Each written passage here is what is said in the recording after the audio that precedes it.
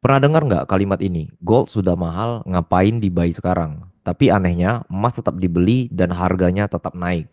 Hari ini ya kita bahas jawabannya, yaitu supply dan demand emas dunia. Dan untuk teman-teman ya, saya mau disclaimer dulu bahwa supply dan demand yang kita bahas di sini adalah supply dan demand yang nyata teman-teman yang sesungguhnya, yaitu mengenai penawaran dan juga permintaan emas dunia di pasar global. Ya, dan selamat datang untuk teman-teman ya di Bisa Trading Channel, tempat di mana kalian bisa mendapatkan edukasi tidak hanya dari perspektif technical analysis, tetapi kita berikan juga dari perspektif fundamental analysis. Dan ya di channel ini kita bahas banyak banget informasi-informasi dan edukasi supaya bisa bantu teman-teman mengerti kenapa market bergerak. Ya, dan saya ingatkan juga ya ke teman-teman sebelum kita masuk ke pembahasan kali ini teman-teman, Bisa Trading memiliki komunitas trading di Telegram ya, dan untuk linknya kita sudah sediakan di deskripsi, jadi teman-teman bisa masuk. Dan untuk teman-teman juga yang sedang mencari broker trading, ya kita juga punya rekomendasi broker yang pastinya memiliki spread yang rendah dan juga withdrawal yang lancar teman-teman. Karena ya percuma juga ya spreadnya rendah, commissionnya kecil ya atau zero commission tetapi tidak bisa bayar WD ya. Jadi kita berikan ke teman-teman ya rekomendasi broker terpercaya kita. Oke, dan kita masuk ke pembahasan kita kali ini teman-teman, yaitu kenapa harga gold bisa naik walau chart terlihat mahal. Yang artinya teman-teman pasti pernah melihat ya bahwa kalau kita lihat di chart itu, contoh kayak gini deh ya, di sini ada area resistance ya. Saya gambar di atas ini. Ya, jadi kalau misalnya teman-teman lihat harga sempat turun, dia naik ke atas. Nah, biasanya para trader retail itu berpikir ini harga gold udah mahal banget. Ya, biasanya itu terjadi ketika market dari XAU USD atau emas dunia ini sedang rally, teman-teman, ya. Dan rata-rata para trader-trader retail itu yang baru-baru masuk ke market, ya teman-teman tidak mengerti market itu bekerja seperti apa, itu mereka mencoba melawan arah dari market. Yang ada mereka shorting teman-teman atau mereka sell. Yang ujung-ujungnya apa? Harga emas tuh naik terus malah ya, retest turun, dia turun dikit ya ini FOMO sell, dibantai lagi naik ke atas teman-teman, seperti itu. Ya, dan kita akan bahas kenapa hal itu bisa terjadi. Yang pertama teman-teman ya, kita bahas dulu dari mana asal emas ini. Ya, emas dunia berasal dari tiga hal teman-teman ya. Yang pertama itu adalah tambang ya. Kita sama-sama tahu mining teman-teman ya. Terus yang kedua itu adalah daur ulang dan yang ketiga adalah cadangan emas lama teman-teman. Produksi emas tidak bisa ditambah secara cepat. Ya, jadi dari tiga hal ini akan memberikan ya kita jawaban bahwa emas itu tidak bisa diproduksi secara terus-menerus teman-teman. Karena apa? Karena ya dia butuh eksplorasi ya, dia butuh investasi yang besar dan juga waktu bertahun-tahun teman-teman untuk bisa kita mencetak emas ini. Ya. Jadi artinya apa? Artinya supply emas itu kaku teman-teman dan terbatas. Ya karena asalnya aja ya kita tahu dari tambang, daur ulang dan cadangan emas lama. Yang artinya kan perputaran supply-nya atau penawaran di pasar itu terbatas, guys, ya. Jadi tidak bisa dicetak kayak mata uang teman-teman yang dimana ya tinggal cetak aja ya. Bahan dasarnya ya cuman kertas teman-teman. Sedangkan emas ini bahan dasarnya logam mulia. Seperti itu, untuk dapetinnya aja susah ya. Jadi teman-teman harus mengerti dulu nih ya, kenapa emas itu suplainya terbatas di pasar. Ya karena tiga hal ini sih sebenarnya ya. Tambang, daur ulang, cadangan lama ya. Dan dia butuh eksplorasi, investasi besar dan waktu bertahun-tahun untuk bisa menciptakan emas yang banyak teman-teman. Seperti itu. Ya, dan kita membahas di slide selanjutnya ya, siapa aja sih ya pembeli terbesar emas. Jadi banyak banget para trader-trader retail ini tidak mengerti siapa dan institusi apa saja ya yang berperan penting dari pergerakan emas ini teman-teman ya. Pembelian emas dunia itu biasanya dilakukan ya berdasarkan tiga hal ini teman-teman. Yang pertama itu untuk perhiasan ya, yang kedua itu investor juga banyak membeli emas, dan yang terakhir itu adalah bank sentral ya. Yang paling penting apa? Yang paling penting itu adalah bank sentral teman-teman ya. Hampir semua, bukan hampir semua, semua bank sentral itu pasti punya cadangan emas. Ya, semua bank sentral itu punya cadangan emasnya teman-teman. Ya, jadi teman-teman sudah tahu jawabannya ya. Kenapa emas ini bisa sangat berarti di kalangan investor dan juga bank-bank besar dunia. Ya, alasannya simpel teman-teman. Ya, yang pertama itu adalah sebagai aset lindung nilai ya, terus mengurangi ya ketergantungan terhadap USD, dan yang ketiga itu menjaga stabilitas ekonomi suatu negara. Ya, mereka beli bukan untuk trading teman-teman, tetapi untuk disimpan dan untuk backup bahasanya ya, backup aset. Jadi kalau teman-teman tahu salah satu negara yang paling masif ya membeli emas itu adalah negara China ya teman-teman. Jadi China itu ketika ekonomi mereka sedang bagus, itu mereka bakalan beli emas ya banyak-banyak. Yang artinya mereka bakal terus membeli emasnya ketika ekonomi mereka sedang baik. Jadi kalau misal ekonomi mereka turun bagaimana? Ketika ekonomi mereka turun, mereka tidak ya buru-buru melakukan pelonggaran ekonomi, teman-teman. Ya, mereka tidak perlu melakukan ya rate cut atau pemotongan suku bunga yang agresif. Yang mereka lakukan apa? Mereka biasanya jual emas mereka dahulu, teman-teman. Mereka lihat ya bagaimana mereka bisa mengembalikan ya stabilitas dari ekonomi mereka, ya baru mereka bisa lihat ya kebijakan moneter ke depannya bagaimana. Jadi kalau misal teman-teman tanya, ya negara mana yang bisa menggambarkan hal ini itu adalah negara China dan juga Amerika, teman-teman. Dua negara ini selalu memegang cadangan emas yang banyak. Ya, European Central Bank juga sebenarnya, tetapi yang paling sering membuat harga emas itu bergejolak ya kalau nggak Amerika ya pasti China gitu ya. Dan kenapa harga emas mahal ya, tetapi tetap dibeli teman-teman. Ya bedanya ya antara bank sentral teman-teman dengan kita sebagai trader retail, mereka itu trading sebenarnya tidak menggunakan tools-tools yang biasa kita gunakan. Ya mereka itu nggak peduli dengan RSI, mereka nggak peduli dengan yang namanya itu overbought, dan ya mereka itu pedulinya sama apa? Mereka pedulinya sama jangka panjang. Ya, buat mereka lebih baik beli mahal daripada tidak punya emas sama sekali. Ya, inilah alasan kenapa gold bisa naik dalam jangka waktu yang lebih lama dan ya koreksinya itu tidak sebesar rally-nya, teman-teman. Ya, jadi kalau teman-teman perhatikan, gold itu kan bisa rally-nya tuh contoh lah ya 1000 pips. Contoh lah 1000 pips. Dia paling turunnya itu sekitar ya 400 atau 500 pips, teman-teman. Ya dia tidak bisa turun lebih rendah dari low di low-nya yang di tahun lalu ya. Nanti kita bahas ya. Jadi kalau teman-teman lihat gold itu antara antar low-nya itu setiap tahun dia pasti lebih tinggi. Maksudnya apa? Maksudnya jadi gold itu secara garis besar dia tuh masih dalam tren yang sangat bullish, teman-teman. Yang artinya tren bullishnya ini tentu saja menguntungkan ya pihak-pihak yang memiliki uang besar seperti bank sentral dan juga investor-investor ya serta hedge fund manager, teman-teman. Ya. Terus yang terakhir itu ya, tren besar susah untuk dilawan. Yang artinya kalau teman-teman lihat emas dari daily time frame, ya weekly time frame, terus monthly time frame, ya untuk kita lawan ya, maksudnya itu ketika market naik kita shorting gitu, kita sell misalnya. Ya untuk market turun lagi lebih rendah, ya mencapai low-nya sebelumnya aja deh ya, itu susah banget teman-teman. Seperti itu.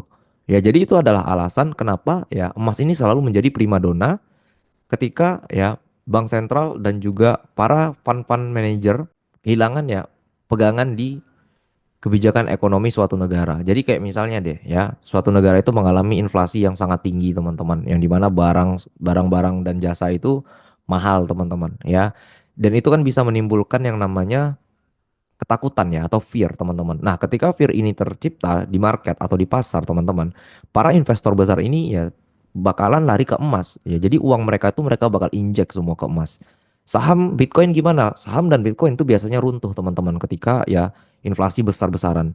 Karena apa? Karena kita sama-sama tahu emas ini kan namanya safe haven asset ya atau aset yang memiliki nilai lindung, teman-teman. Dan di mana dia punya harga itu bakalan stabil seperti itu.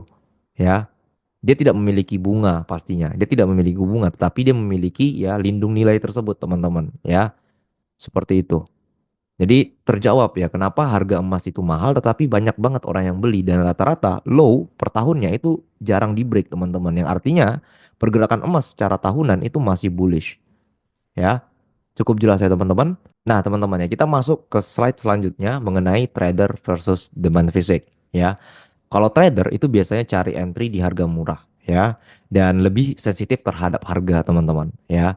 Sedangkan institusi dan bank sentral mereka fokus kepada keamanan mereka tadi ya, safe haven backup asetnya ya. Terus mereka juga fokus ke volume yang besar. Dan yang terakhir mereka itu fokus jangka panjang. Saat demand emas fisik menguat ya, biasanya chart sering kehabisan seller. Maksudnya seperti apa? Jadi ini teman-teman, ya ini adalah pembeda yang sangat jelas ya antara trader-trader retail dan juga institusi ya. Kalau trader retail itu contoh misalnya kita dapat area buy di sini ya. Kita dapat area buy di sini. Kita buy. Udah kena stop loss, misalnya kita pasang stop loss di bawah, kena, ya kan?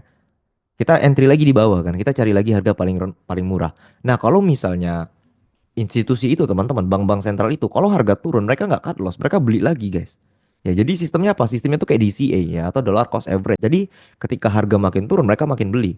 Ya nanti ketika emasnya rally ke atas mereka baru ya jualin yang di atas-atas ini teman-teman. Seperti itu.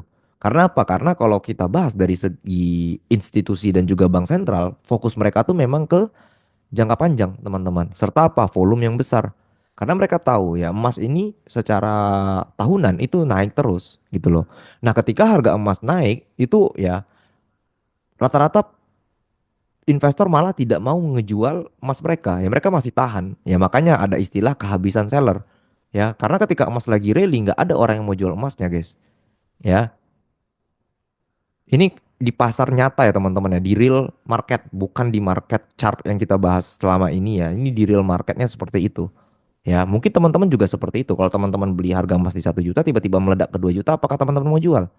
Ya, pasti teman-teman research lagi. Oh, ini ternyata keadaan pasarnya sedang tidak baik nih ya. Keadaan ekonomi juga sedang tidak baik. Saya beli lagi deh. Yang ada teman-teman beli lagi di harga 2 juta.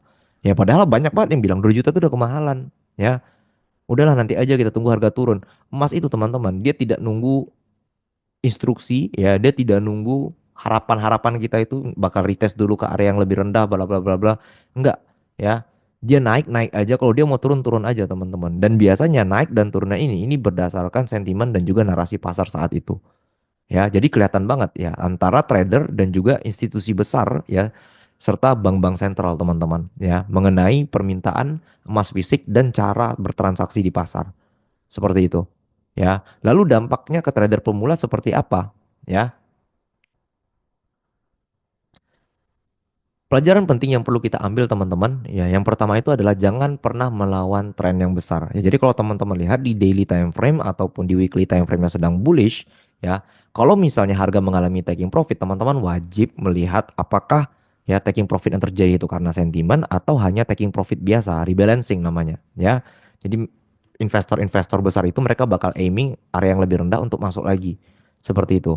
Maka mereka jual dulu, ya mungkin contoh lah ya mereka nyangkutnya di sini misalnya ya mereka buy-nya di sini ya naik sedikit ke atas mereka jual harap harga turun, nah turun lagi mereka beli lagi ke atas seperti itu teman-teman. Nah ini biasanya rebalancing nih ya atau ya mengatur ulang area entry mereka jadi mereka dapat area entry yang lebih baik teman-teman seperti itu. Lalu ya pahami siapa pembeli di balik chart ini ya, jadi biasanya emas rally ya atau misalnya emas turun ini pasti ada kerjaan ya, ada pelakunya nih teman-teman. Ya kayak kemarin deh saat COVID-19 harga emas naik gila-gilaan. Ya, siapa yang menyebabkan harga emas naik? Ya jawabannya sudah pasti, yaitu China teman-teman dan juga India. Ya jadi China sama India ini beli emas besar-besaran guys. Ya yang membuat harga emas ya dan permintaan harga emas dunia itu naik. Ya jadi harga naik terus sampai 2070, 2100 teman-teman. Seperti itu. Ya, dan yang terakhir itu ya koreksi bukan berarti tren dari bullish emas ini selesai. Bisa jadi dia kayak gini ya, dia naik dikit ke atas, di take profit, turun lebih rendah untuk mencari area entry yang lebih rendah. Ya, jadi pada dasarnya teman-teman ya, market maker ya, institusi besar itu, bank-bank sentral itu mereka memiliki kuasa di market secara penuh ya. Jadi kita tidak bisa trading seperti mereka. Kenapa? Karena mereka ya pasti private teman-teman dan kita tidak punya akses untuk melihat apakah mereka bakal long atau bakal short ya. Jadi kita hanya bisa memanfaatkan data-data yang bisa kita dapatkan di market saja seperti COT ya, terus seperti data yield teman-teman ya dan yang lain-lainnya, inflasi ya. Jadi kita menggunakan sedikit tools dari ya banyak tools mereka yang mereka gunakan, teman-teman. Jadi cukup jelas ya. Dan sampailah teman-teman ya kita ke kesimpulannya. Ya jadi untuk video ini kita buat singkat aja ya. Karena supply dan demand emas itu adalah hal yang gampang untuk dipelajari teman-teman ya karena fokusnya itu sebenarnya ada di dua hal ini ya. Siapa pembeli di balik chart ya ketika emas rally ataupun drop ya, siapa pembeli dan penjualnya ya dan pahami teman-teman ya koreksi bukan berarti tren besar emas bullish ini selesai. Ya, emas itu secara historical teman-teman, dia setiap tahun tuh bakalan naik. Ya, dia akan naik terus walaupun perlahan-lahan, tapi dia naiknya pasti teman-teman. Ya, dan kita sampai teman-teman ya ke kesimpulannya ya mengenai supply dan demand ini ya. Bahwasanya ya supply emas itu sangat terbatas karena ya dia butuh effort untuk ngebuat emas itu teman-teman ya, untuk mencari emas-emas batangan itu dia butuh effort ya. Seperti itu. Terus yang kedua ya, demand global itu terus tumbuh ya. Dan ini sejalan dengan keadaan ekonomi dan juga keadaan makro global, teman-teman. Terus yang ketiga ya, bank sentral itu adalah pemain utamanya ya, atau aktor utama ketika ya market mengalami rally ataupun mengalami drop drastis ya. Dan sampailah ke pembahasan yang keempat teman-teman, yaitu harga mahal belum tentu salah arah. Bisa jadi teman-teman sudah mencapai area resistance ya kan, banyak banget nih trader bakalan kayak gini deh ya, sell misalnya ya, yang ada apa, di break ke atas gitu. Jadi kalau misal harga sudah terlihat mahal teman-teman, yang perlu teman-teman lakukan adalah melihat apakah ya kenaikan ini terjadi karena sentimen, apalagi sentimennya seperti perang, apalagi sentimennya seperti krisis. Nah, itu sudah biasanya udah pasti naik itu teman-teman. Chance kenaikannya ya itu lebih lebih besar daripada chance penurunannya atau kesempatan dia untuk turun. Seperti itu. Ya, jadi teman-teman sudah paham ya, supply dan demand yang kita bahas di video ini bukan supply dan demand di chart ya, tetapi supply dan demand yang terjadi di real market ya, di permintaan emas global, teman-teman. Seperti itu. Ya, dan kalau teman-teman sudah paham, maka teman-teman pasti akan tenang ya di market. Kalau teman-teman lihat harga sudah bullish banget seperti ini, ya teman-teman bakal melakukan yang namanya observasi dan teman-teman akan melakukan yang namanya analisa ulang. Apakah ya harga di area resistance ini adalah area yang fair untuk kita short atau kita tunggu breakout untuk kita lanjut buy lagi. Semua itu tergantung teman-teman dari pelakunya ya, yaitu bank sentral dan juga institusi besar, teman-teman. Oke, saya harap apa yang saya sampaikan ini bisa menjadi informasi dan bisa menjadi edukasi untuk teman-teman. Saya ingatkan ya, bisa Trading memiliki komunitas trading ya, linknya ada di deskripsi, teman-teman bisa cek ya. Dan untuk teman-teman juga yang masih mencari broker trading ya, kita memiliki rekomendasi juga. Linknya juga ada di deskripsi. Saya harap yang saya sampaikan bisa menjadi informasi dan insight untuk teman-teman ya. Dan kalau teman-teman merasa ya channel ini bermanfaat ya, dan teman-teman merasa channel ini bisa memberikan edukasi ke teman-teman ya, jangan lupa di like, di komen, dan di subscribe.